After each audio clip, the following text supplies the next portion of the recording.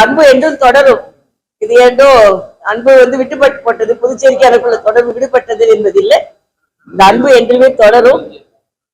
ஆனா சில நேரங்களில் வாழ்க்கையில் சில கடுமையான முடிவுகளை எடுக்க வேண்டி வருகிறது. நாம் சில சேவைகளை செய்வதற்கு. அதனாலதான் நான் மரியாதைக்குரிய பாரத பிரதமர் அவர்களுக்கும், மரியாதைக்குரிய உள்துறை அமைச்சர் அவர்களுக்கும், மரியாதைக்குரிய குடியரசுத் தலைவர் அவர்களுக்கும் எனக்கு இந்த ஒரு வாய்ப்பை கொடுத்தது. புதுச்சேரிக்கு வந்தது எனக்கு எனது வாழ்க்கையில் மறக்க முடியாத ஒரு நிகழ்வு.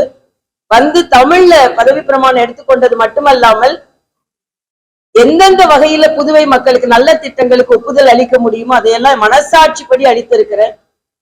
நானே சில நல்ல திட்டங்களை முன்னெடுத்திருக்கிறேன். அதை அரசாங்கத்தை செய்வதற்காக நான் வலியுறுத்தி இருக்கிறேன்.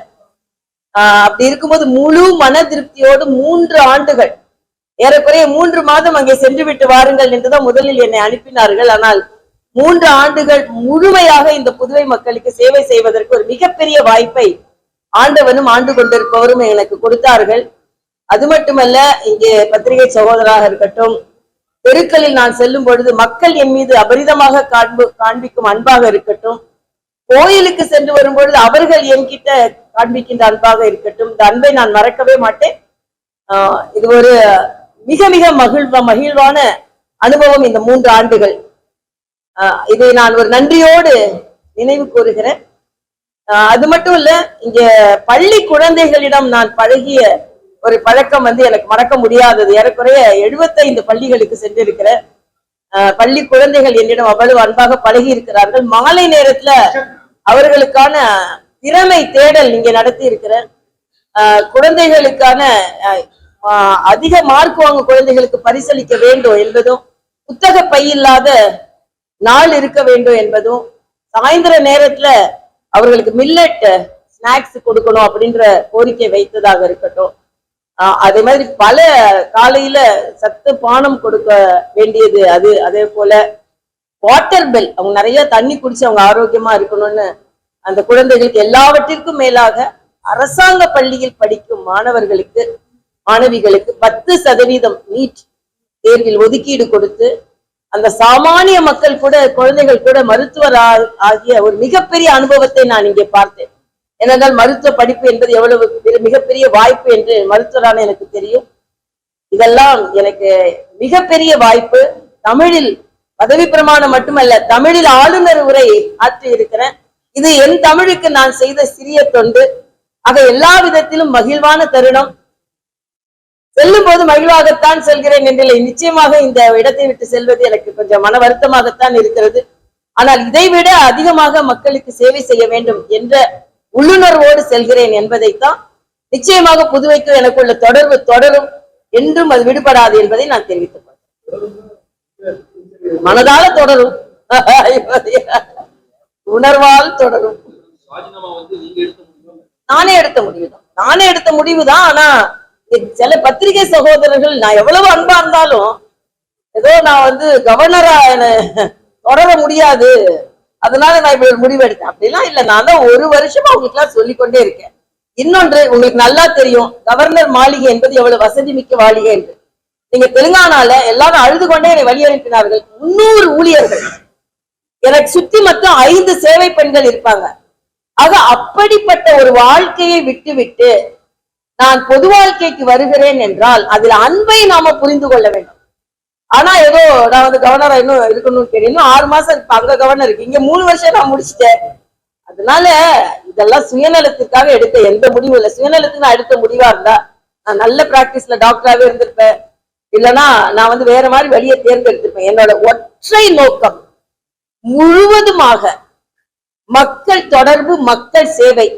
அதனாலதான் நான் இருந்த ராஜ்பவனா இருக்கட்டும், ராஜ்நிவாசா இருக்கட்டும், மக்கள் பவனமாகத்தான் மாறியது. ஆனா இன்னும் நேரடி தொடர்பு கொள்ள முடியவில்லையே என்ற ஆதங்கத்தில் தான் நான் ராஜினாமா செய்தேன். இது முதல் என்னோட விருப்பம். நான் சொல்லி நான் எனது முடிவை ஏற்றுக்கொண்டதுதான் நான் சொல்றேன்.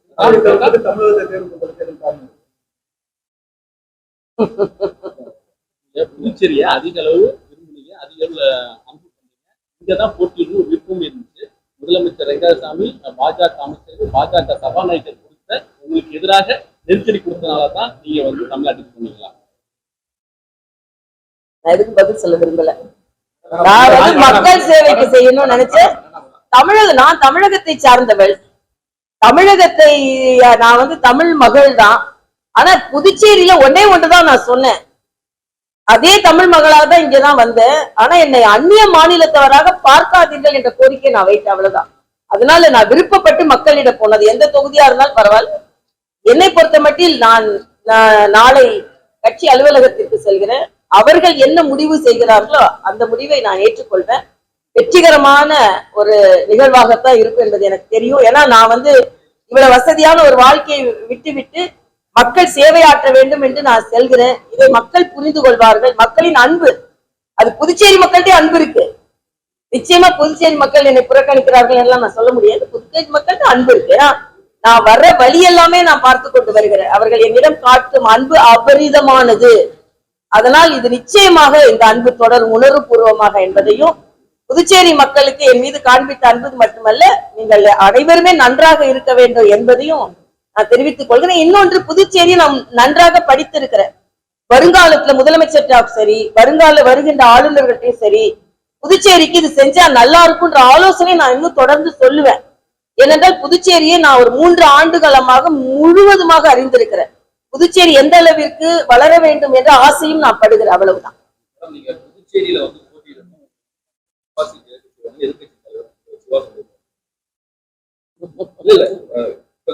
புதுச்சேரியில வந்து போட்டியிடணும் அப்படின்னு போயிடும் அப்படின்ற மாதிரி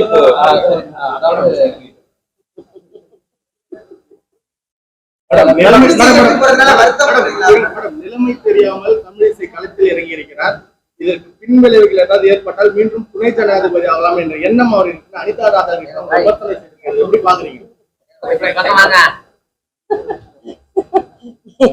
இதுக்கு சிரிப்பை தவிர நான் வேற எதுவும் பதிலா சொல்லல, அவ்வளவுதான். மேடம், பின்விளைவுகள் நீங்க தோல்வியடைகின்றது ஒரு மறைமுகமா சொல்லியிருக்காரு. அரசியல் நீங்க விமர்சனம் சொல்லியிருக்காரு. நேர்முகமாக சிரிக்கிறேன், அவ்வளவுதான். அவரோட கருத்துக்கு இல்ல, கடந்த சில மாதங்களாவே தமிழக பாஜக தலைவர் அண்ணாமலை வந்து உங்களுக்கு எதிராக கருத்து சொல்றாருங்க. இந்த நிலையில அவர் கூட அவர் தலைமை கீழே வந்து நீங்க வந்து தேர்தலை சந்திக்க தயாரா இருக்கீங்களா? இதை எப்படி பாக்குறீங்க? சிறுமி கொலை வழக்குல நீங்க வந்து விரைவா தண்டனை வாங்கி தரணும்னு சொல்லிட்டு இப்ப பாதியிலே இங்க செய்கிறீர்கள் அப்படின்னு சொல்லிட்டு திமுக மகளிர் எல்லாம் ஒரு விமர்சனம் பண்றாங்க. அதே போல நீ நிற்கும் இடத்துல உங்களுக்கு எதிர்ப்பு களமிறங்கி பணியாற்றுன்னு சொல்லியிருக்காங்க. இதே எப்படி பாக்குறீங்க? சிறுமியின் கொலை வழக்கில் உள்ளவர்களுக்கு தண்டனை கிடைக்க வேண்டும் என்பதில் நான் உறுதியாக இருக்கிறேன்.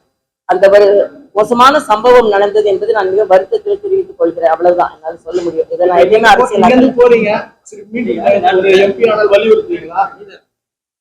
நிச்சயமாக பெண்கள் பாதுகாப்பிற்கு நான் எனது குரல் என்றுமே ஒலித்துக் கொண்டிருக்கும். கடந்த 5 ஆண்டுகளாக தமிழகத்துல நீ எந்த பணியும் கிடையாது, மக்களோட தொடர்பு கிடையாது. இப்போ நீங்க தமிழக மக்களவை தேர்தல் நிக்கிறீங்க. எப்படி மக்களை சந்திக்க போறீங்க? என்ன வாக்குறுதி கொடுக்க போறீங்க? கள நிலவரம் உங்களுக்கு எப்படி இருக்கு? ஏற்கனவே 2 மக்களவை தொகுதி 2 சட்டமன்ற தேர்தலில் போட்டிட்டு தோல்வியை தருவீங்க. உங்களுக்கான வெற்றி வாய்ப்பு எப்படி இருக்குன்னு நீங்க அதாவது என்னோட கேள்விக்கு என்ன கேட்டுட்டே இருக்கு மேடம். அதாவது வேட்பாளர்ங்கிற முறையில வந்துட்டு ஆளுநர்ங்கிற வேட்பாளர் உங்களுடைய பலம் எதுவா இருக்குன்னு மக்கள் மத்தியில அது முன்னோரு மேடம்.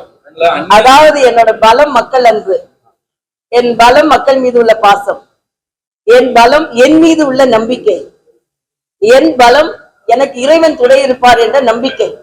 மணக்குள விநாயகர் மீது அபரிதமான நம்பிக்கை வைத்திருக்கிறேன். என் மீது இருக்கிற பலமே என்னோட நம்பிக்கை தான்.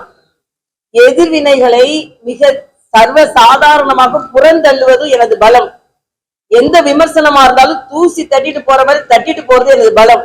இந்த பலம் எல்லாம் எனது கை கொடுக்கும் என்று நான் நினைக்கிறேன், அவ்வளவுதான் நான் சொல்ல முடியும். மக்கள் தொடர்பு எங்கேயோ அந்த விருப்பம் எனக்கு. மக்கள் எல்லாருமே நம்ம மக்கள் தான். தமிழக மக்களும் தமிழ் பேசும் மக்களும் புதுவை மக்கள் மீது நான் அபரிதமான அன்பு வைத்திருக்கிறேன், அவ்வளவுதான். விருப்பம் வந்து எனது விருப்பம் மக்கள் தொடர்பு, அவ்வளவுதான். ஆட்சியாளர்கள் உங்களுக்கு இந்த 3 வருட காலங்கள்ல முழுமையா ஒத்துழைப்பு அளிச்சாங்க. கடைசி 6 மாசத்துல உங்களுக்கும் அவங்களும் நிறைய மனஸ்தாபங்கள் ஏற்பட்டதா சொல்லப்படுது. சபாநாயகர் நேரடியாவே உங்களை வந்து சட்டசபை கட்டுறதுக்கு நீங்க தான் இடையூறா இருக்கீங்க அப்படின்ற மாதிரி எல்லாம் விமர்சனம் சரி தம்பி, வேற ஏதாவது கேள்விகள் இருக்கா பார்ப்போம். ஆக்கப்பூர்வமா பேசுறோம், நம்ம ஆக்கப்பூர்வமா நம்ம இருக்கோம். மக்களவை தொகுதியில ஆக்கப்பூர்வமா இப்ப இருக்க வேணாம். திமுக வேட்பாளர் இருக்க மாட்டாங்க. நீண்ட காலம் அப்ப நான் என்ன சொன்னேன்? மக்கள் மீது நம்பிக்கை இருக்கிறது, என் மீது நம்பிக்கை இருக்கிறது, கடவுள் மீது நம்பிக்கை இருக்கிறது. இந்த நம்பிக்கை தான் வாழ்க்கை, அவ்வளவுதான். தேர்தல்ல நீ எதை முன்வைத்து மக்களை சந்திப்பீங்க? தம்பிங்களா, ரொம்ப சந்தோஷம் உங்களை எல்லாம் பார்த்தது. நீங்க வந்து சில நேரங்களில் நேரடியாகவும் என்ன எடுத்திருக்கீங்க, மறைமுகமாவும் எடுத்திருக்கீங்க. எதை பற்றி கவலைப்படல, மகிழ்ச்சியாக ஒருவர் அன்போடு நான் இங்க இருந்து செல்கிறேன். இதயத்தோடு இணைந்துதான் இருப்பேன், உணர்வோடு உங்களோடு இணைந்துதான் இருப்பேன். மக்கள் பணியிலிருந்து என்னை பிரிக்க முடியாது. இந்த வாய்ப்பை கொடுத்த மரியாதைக்குரிய பாரத பிரதமர் அவர்களுக்கும், உள்துறை அமைச்சர் அவர்களுக்கும், மரியாதைக்குரிய குடியரசுத் தலைவர்களுக்கும், மற்றும் இந்த பகுதி மக்கள் அனைவருக்கும் எனது நன்றியை நான் தெரிவித்துக் கொள்கிறேன். எனது மக்கள் பணி தொடரும், இன்னும் தொடரும்.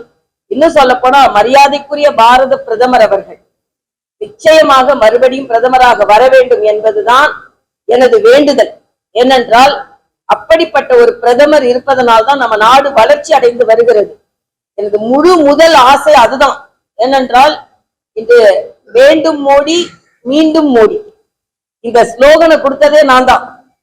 அதனால நிச்சயமாக அதுதான் எனது முதல் கவனமாக இருக்கும் என்பதை நான் தெரிவித்துள்ளேன். மீண்டும் அரசியல் வந்து திமுக காங்கிரஸ் எப்படி பாக்குறாங்க?